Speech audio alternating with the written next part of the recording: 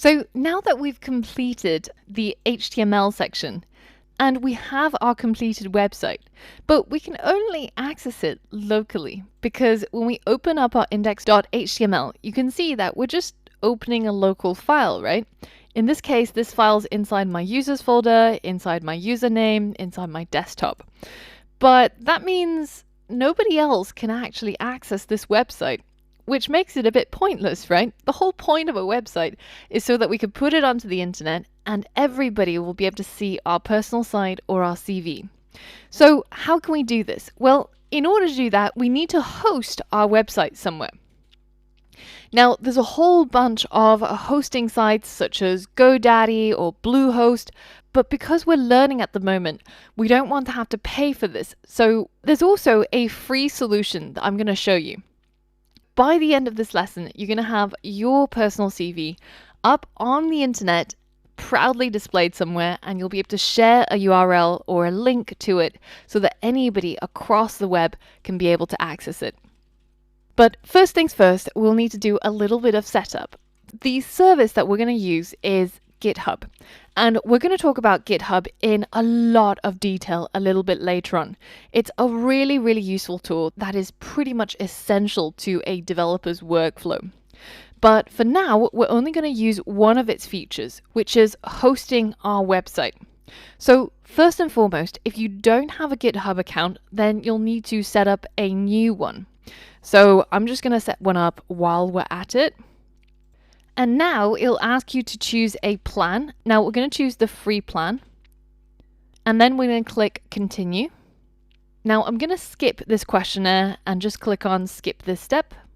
Now, once you have signed up to GitHub, it's really important that you go ahead and verify your email address.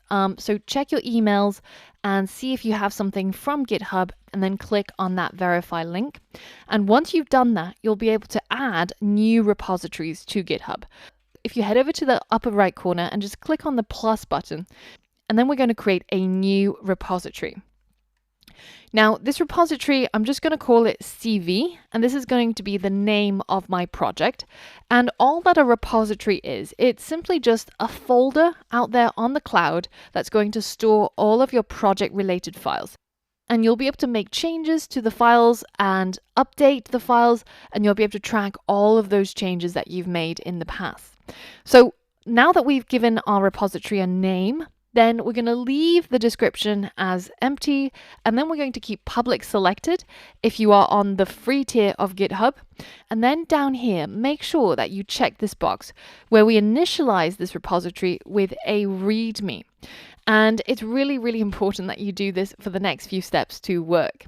So now that we've done all of that, we're going to go ahead and click on Create Repository. And this will take just a moment, and now you should see a page that looks like this, which means that your repository has been created. And the only file that's in your repository is just a README file.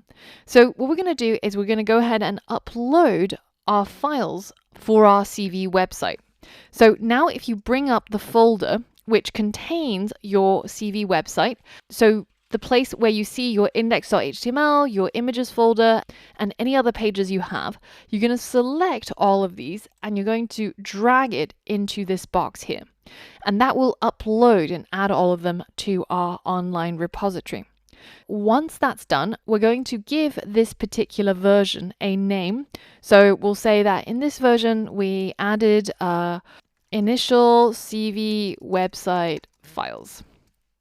And then make sure that this part where it says commit directly to the master branch is checked, and then go ahead and click to commit these changes. And that will upload all of those files that we dragged on, and we are now ready to set up our GitHub page. If you head over to the settings tab here, and if you scroll down on the settings page, you'll see that there is a section called GitHub Pages. And GitHub Pages is designed to host your personal, organization, or project pages from a GitHub repository. So we already have the repository. We now have to activate our pages. So it's currently disabled. All we have to do to enable it, we just have to select a source where our files reside. So if you click on this part where it says none, you should change it to where it says master branch and go ahead and click save.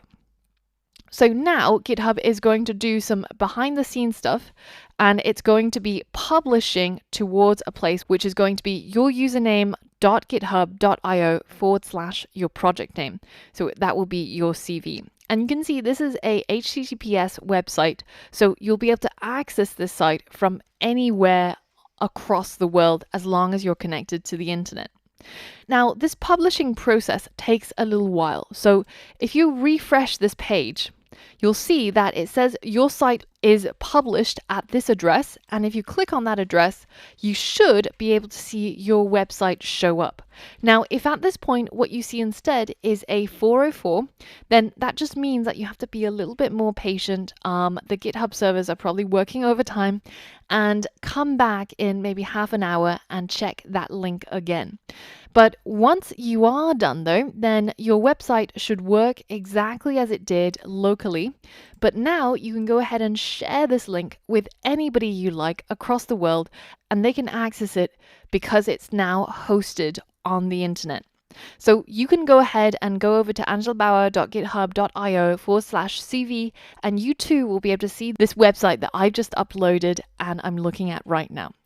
So now it's time for you to go through this process and upload your CV and your website onto the World Wide Web, and be sure to share a link to your project in the Q&A of this lesson so that we can all admire your hard work and what you have created.